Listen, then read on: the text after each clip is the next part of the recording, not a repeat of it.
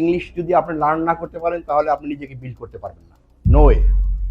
পৃথিবীতে যে জিনিস যত বেশি ডিমান্ডেবল ওইটার ভ্যালু তত বেশি হাই।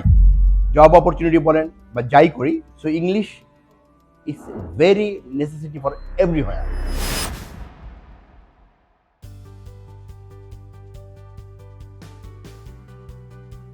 ফার্স্ট অফ অল আমি ধন্যবাদ দিচ্ছি 10 মিনিটস স্কুলকে। এই ধরনের আয়োজন আনডাউটলি আমাদের কালচারকে ডেভেলপ করবে।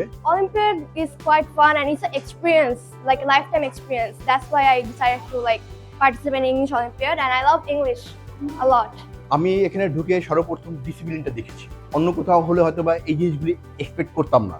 আপনাদের যে অ্যারেঞ্জমেন্ট ছিল এটা অর্গানাইজড ওয়েতে করা ছিল। The ambience was calming and I loved it to be here. I love to be here.